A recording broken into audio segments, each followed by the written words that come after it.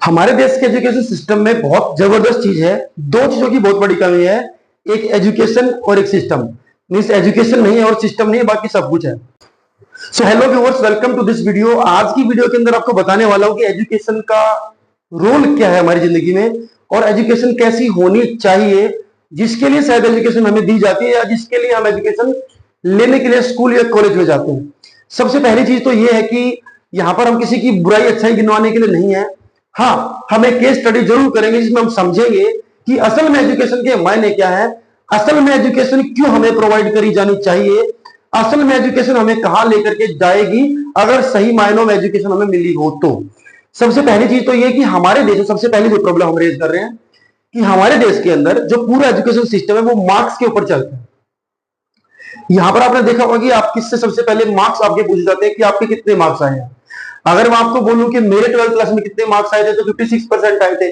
बावजूद उसके मैं आपको बता रहा हूं कि एजुकेशन में क्या होना चाहिए, सोचने वाली बात है। अगर मुझसे पूछे ग्रेजुएशन में कितने मार्क्स आए थे तो मैं कहूंगा 50% आए थे, बावजूद उसके कि मैंने कई सारे अलग अलग कॉम्पिटिटिव एग्जाम्स क्रैक किए। तो कोई फर्क नहीं पड़ता कि आपके असल में कितने मार्क्स आए थे। हाँ, एक मिनिमम क्वालिटी या क्वांटिटी के मार्क्स आपके जरूर होने चाहिए कि एटलीस्ट आप कहीं पर जा सको, उससे ज्यादा नहीं। अगर आपके 95% भी है तो भी आप जरूरी नहीं है कि आगे चल के कुछ ना कुछ कर पाएंगे। तो जो पहला सबसे बड़ी जो एक प्रॉब्लम है, जो सबसे पहला इश्यू है वो ये है कि मार्क्स ओरिएंटेड जो एजुकेशन है उसको थोड़ा सा हमें एक साइड में कर देना चाहिए। दूसरा पॉइंट आता है स्किल बेस्ड एजुकेशन। एजुकेशन हमें मिले लेकिन उस शिक्षा का लाभ क्या होगा, उससे हम बनेंगे क्या। बहुत सारे लाखों बच्चे ऐसे हैं हमारे देश के अंदर जो स्कूल रेगुलर जाते हैं, कॉलेज भी जाते हैं, बट अगर हम उनसे पूछेंगे आप करना क्या चाहते हैं, फिर ये शिक्षा को क्या बनाएगी, तो शायद उनको पता नहीं होता है, उनको कोई आइडिया नहीं होता है कि क्या करना है, क्या नहीं करना है, क्या मैं कर सकता हूं। और ये चीज की प्रॉब्लम को खत्म करने के लिए सबसे बड़ा इलाज है कि स्किल बेस्ड एजुकेशन हमें मिलनी चाहिए, स्टूडेंट्स को मिलनी चाहिए, जिससे उनको डायरेक्टली ये पता हो कि लाइफ में मुझे क्या करना है। उनको ये साफ साफ उनके दिमाग में होना चाहिए कि जिंदगी में मैं अगर ये चीज करता हूं तो मैं क्या बनूंगा, क्या करूंगा। तीसरी सबसे बड़ी चीज क्रैमिंग की, जो हमारे एक एजुकेशन सिस्टम के अंदर दिक्कत है, पहले वाली प्रॉब्लम के साथ ही कनेक्ट होती है। क्रैमिंग यानी कि रट्टा मारने वाली जो एजुकेशन सिस्टम हमारे अंदर सिस्टम के अंदर एक बहुत बड़ी ये ड्रॉबैक है। क्यों है ये? क्योंकि हर बच्चे को पता होता है कि तेरे नंबर मैटर करेंगे। नंबर लाने के लिए बच्चों को ये पता होता है ये पर्टिकुलर सिलेबस है, ये क्वेश्चन आएंगे, मुझे इनको रट लेना है, और वो बार बार बार बार नंबर लाते रहते हैं। जब फोर्थ नंबर पर जो चीज आती है वो आती है पेरेंट्स की जो अप्रोच है। जब पेरेंट्स की अप्रोच ही नंबर ओरिएंटेड होगी, मार्क्स ओरिएंटेड होगी, तो ये रट्टा मारने वाली और जो पहले वाली कि बस मार्क्स पे ध्यान दिया जाए, स्कूल या कॉलेज वाले इसी चीज की तरफ जाएंगे। आप जब आप बीइंग ए पेरेंट जब आप किसी टीचर से पूछते हैं कि मेरे बेटे के कितने मार्क्स आए हैं, आप और कुछ नहीं पूछेंगे, मेरा बेटा डांस में कैसा है या खेल कूद में कैसा है, जाते सबसे पहला सवाल होगा पीटीएम के अंदर कितने मार्क्स इसके आए हैं, नालायक है ये, इसके इतने नंबर आए हैं, किसी और बच्चे के ज्यादा नंबर आए हैं, वो तो हमसे भी कम जाता है, हमसे भी कम पढ़ाई पर खर्च करते हैं, वो तो ट्यूशन भी नहीं जाता है, हमारा बच्चा कोचिंग भी लेता है, उससे नंबर कम कैसे आ गए हैं। जब आप टीचर के सामने अप्रोच रखेंगे तो कुछ समय के बाद वो टीचर भी उसी सिस्टम का हिस्सा बनेगा और उसके सामने भी एक ही टारगेट होगा कि मुझे कुछ भी करके इस बच्चे के नंबर दिलाने हैं। और कुछ भी करके का मतलब होता है रट्टा ही मारना पड़ेगा इंसान को, क्योंकि जब आप समझने बैठते हैं तो गलतियां होना लाजमी है।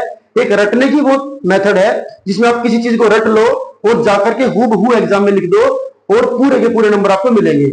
इसके अलावा अगर आप कोई चीज ढंग से समझते हैं तो ऑब्वियसली बात है उसके अंदर मिस्टेक्स भी होंगी, गलतियां भी होंगी, तमाम चीजें होंगी, मार्क्स कटेंगे भी। लेकिन जब आप टीचर्स को टारगेट ही नंबरों का देंगे या मार्क्स का देंगे तो नंबर्स के पीछे ही उनको भागना है। उसके अलावा बच्चे के दिमाग को डेवलप करने के लिए वो कोई एक्शन नहीं लेने वाले।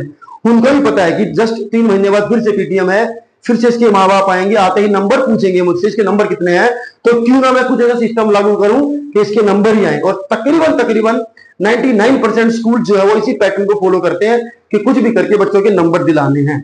उसके बाद अगली चीज आती है कि जब एक बच्चा एजुकेशन हासिल कर लेता है, 10th 12th पास कर लेता है, क्यों नहीं वो उसी क्लास के बेस पर किसी कॉम्पिटिटिव एग्जाम को क्रैक कर पाता।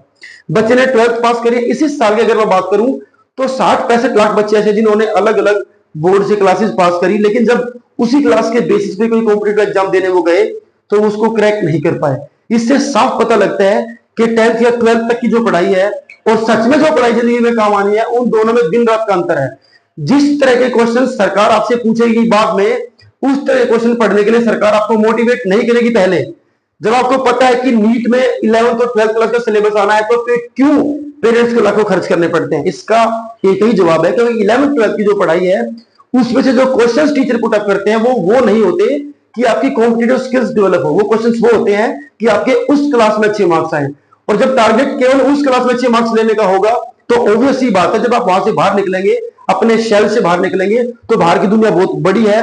आपको वहां जो क्वेश्चन मिलेंगे वो होंगे उस चैप्टर में से ही, लेकिन आप ये सोचेंगे कि मेरे टीचर ने कभी क्वेश्चन नहीं कराया, और फिर जाएंगे आप सीधे सीधे किसी कोचिंग वाले के पास और कोचिंग लेंगे, इंस्टीट्यूशन में जाएंगे, लाखों की फीस भरेंगे, और तब भी कोई गारंटी नहीं होगी कि क्या होगा क्या नहीं होगा। उसके बाद जब हम बात करते हैं कि इसी चीज से जुड़ती हुई चीज आती है बेरोजगारी। बेरोजगारी भी एक बहुत बड़ी वजह है कि केवल आप पढ़ाई के पीछे भागते हैं, क्योंकि कई जगहों पर देखा जाता है सामने से पूछते कितने पढ़े लिखे हो, तो ये होड़ मची होती है कि इतना तो मैं पढ़ ही लूं। अभी जब यूपी के अंदर 60,000 भर्ती निकली और 60 लाख बच्चे ने जब अप्लाई किया, तो आप अज्यूम कर सकते हैं कि बेरोजगारी का लेवल कितना है। लेकिन समस्या फिर वही घूम फिर के आती है कि जब वो 12th पास करके उस फॉर्म को अप्लाई करेंगे, कोशिश करेंगे, तो नौकरी केवल 60,000 लोगों को ही मिलेगी। उसके अलावा जितने लोग भी बचे हैं वो सब किसी काम के नहीं माने जाएंगे, एटलीस्ट उस एग्जाम के अंदर। तो बचे हुए जो 59 लाख से भी ऊपर आदमी है, उनके बारे में, उन बच्चों के बारे में आपका क्या मानना है? वो बिल्कुल नालायक है?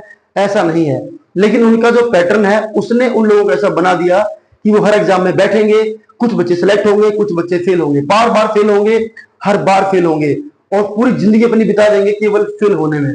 अगर उनको स्किल सिखाया होता तो शायद ये नौबत ना आती कि 60,000 नौकरियों के पीछे 60 लाख लोग भागते। हो सकता है 60,000 नौकरियों के लिए केवल 1 लाख बच्चे अप्लाई करते, ऐसा भी हो सकता है। विदेशों में आप अगर देखेंगे, अगर 10-20 वैकेंसी निकलती है तो 25-30 लोग उसके लिए अप्लाई करते हैं। हमारे यहाँ पे 10 वैकेंसी निकलती है तो 10-10 हजार लोग उसके लिए अप्लाई कर देते हैं। अप्लाई करने से तो नंबर ऑफ वैकेंसी तो नहीं बढ़ने वाली है, लेकिन हाँ, चूंकि वो हिस्सा हमारे एजुकेशन का नहीं है, एजुकेशन सिस्टम में ये बात कभी सिखाई जाती नहीं है कि बेटा जिंदगी में क्या हो सकता है, ये पढ़ाई आपको कहां लेकर के जाएगी, तो फिर बच्चे अंधाधुंध ही उस चीज के पीछे भागेंगे। उनको 12th करने से मतलब है। हर पेरेंट्स की बात क्या बोलते हैं, बस कैसे कैसे करके जी मेरे बच्चे की 12th हो जाए, उसके बाद क्या, उनको नहीं पता है। उनको नहीं पता है, फिर वो लाइन में ही लगेगा, और जब वो लाइन में लगेगा तो पूरा सर्कल एक बार फिर से बनेगा, और ऐसा सर्कल है, एक ऐसी वेब है जिससे बच्चे कभी नहीं निकल पाएंगे। तो मोटा मोटी तौर पर देखा जाए तो एजुकेशन के अंदर अगर कुछ रिफॉर्म्स कर दिए जाए जो कि न्यू एजुकेशन पॉलिसी के अंदर दिखाई पड़ते हैं कि शायद वो हो सकते हैं, लेकिन सवाल फिर से वही आता है कि क्या स्कूल्स उस बात को ऑनेस्टली इंप्लीमेंट करेंगे? क्योंकि योजनाएं बनाना, पॉलिसी बनाना इज अ डिफरेंट थिंग, बस उसकी इंप्लीमेंटेशन ढंग से हो जाए वो सबसे बड़ी चीज होती है। रूल तो बन तो जाएगा कि बच्चों को ये मिलना चाहिए, वो मिलना चाहिए, लेकिन 1000 में से केवल 2 स्कूल इस बात को अप्लाई करेंगे, और आगे चल करके वही बच्चे आपको कामयाब होते दिखाई देंगे। बाकी केवल भीड़ इकट्ठी करने के लिए, भीड़ के लिए काम आएंगे, और लड़ते रहेंगे हिंदू मुसलमान जाति पाति के आधार पर। क्योंकि किसी भी एजुकेशन सिस्टम में रिलीजन और कास्टिज्म को नहीं पढ़ाया जाता, नहीं ये बातें सिखाई जाती, लेकिन जैसे आप उससे बाहर निकलते हो तो 4 लोग आपको लड़वाने के लिए आ जाएंगे। आप देखेंगे आपके किसी कॉम्पिटिटिव एग्जाम के अंदर ये सवाल नहीं आते धर्म कर्म के, लेकिन फिर भी आपको पढ़ाया जाता है। मैंने कुछ दिन पहले देखा कि हमारी गली में कोई पाठ वाठ चल रहा था, कितने नौजवान युवक युवतियां उस सत्संग को सुनने के लिए आते थे। लेकिन सवाल ये उन बच्चों को पता ही नहीं है जो सत्संग आप सुन रहे हो ये किसी भी हद तक आपके किसी काम आने वाला नहीं है। किसी पेपर में इसमें से क्वेश्चन नहीं आएगा, किसी एग्जाम में नहीं आएगा, लेकिन फिर भी सब कुछ चल रहा है, सब कुछ चल रहा है, सब कुछ चल रहा है। बाद में फिर यही नौबत आएगी, वैकेंसी होंगी 60,000, नौकरी के लिए अप्लाई करने वाले होंगे 1 करोड़। तो इस अगर कंडीशन से बचना है तो चुनिंदा चीजें हैं, मार्क्स के पीछे बच्चों को भागने से रोकना है, स्किलफुल एजुकेशन बच्चे को मिलनी चाहिए, बच्चे का पर्सपेक्टिव, उसका ऑब्जेक्टिव, उसका गोल बच्चे को पता हो, क्या पढ़ करके वो क्या बन सकता है, कब क्या कर सकता है। जब बच्चे को ये सारी बातें स्कूल में ही सिखा दी जाएंगी तो बहुत सारी चीजों से बचा जा सकता है। एक्स्ट्रा पैसे कोचिंग पर खर्च करने से बच सकते हैं, इन तमाम चीजों से निजात मिलेगी। और ये जो हादसे आप कोचिंग सेंटर्स पर देखते हैं ये भी होने से काफी हद तक निजात मिलेगी। यही चीजें बार बार बहुत सारे लोग उठाते हैं, लेकिन शायद जिन लोगों को ये पॉलिसी बनानी होती है उनके पास ये बात नहीं जाते। तो मैं चाहता हूं कि ये वाली वीडियो आप इतनी शेयर तो कर ही दीजिए कि किसी स्कूल वाले के पास ये वीडियो जाए। खासतौर पर कुछ दुनिया में ऐसे स्कूल भी हैं जहां पर टीचर्स ही नहीं होते हैं, 100 बच्चों पर एक ही टीचर होता है, वो सबको घेर करके बैठा हुआ है। एक ही टीचर 10 सब्जेक्ट पढ़ा रहा है, 5 सब्जेक्ट पढ़ा रहा है, उसको यही नहीं पता कि मैंने पढ़ाई कौन सी पढ़ रखी है। जिस इंसान ने खुद वो पढ़ाई नहीं पढ़ रखी वो उस चीज को पढ़ा रहा है, तो आप क्या ही उम्मीद करेंगे उन स्टूडेंट से कि वो जिंदगी में क्या बनेंगी। यही से हिसाब आप लगा सकते हैं।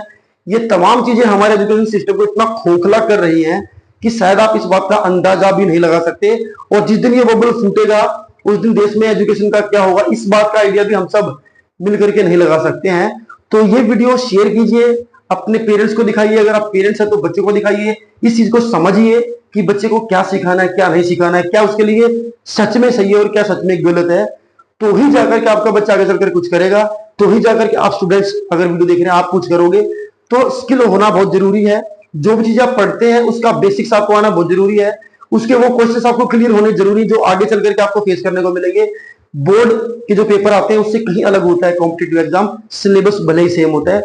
तो क्यों ना एक ऐसा सिस्टम बना दिया जाए कि बच्चा भले ही उसके नंबर कम आए लेकिन वो स्किलफुल हो, आगे चलकर किसी एग्जाम को क्रैक करने लायक हो।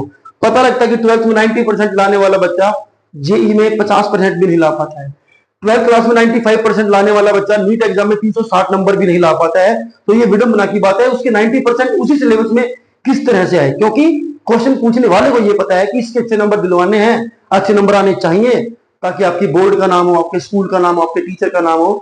और यही सब चीजें एक वेब बंद करके बच्चे को घेर करके बैठी हुई है। आई होप ये चीजें समझ में आई होंगी। थोड़ा सा वीडियो लंबा हो चुका है लेकिन चीजें काम की थी। आई होप के आप इसको शेयर भी करेंगे, लाइक भी करेंगे। अगर आपको ये कंटेंट अच्छा लगा तो चैनल को सब्सक्राइब भी कर सकते हैं। Thank you.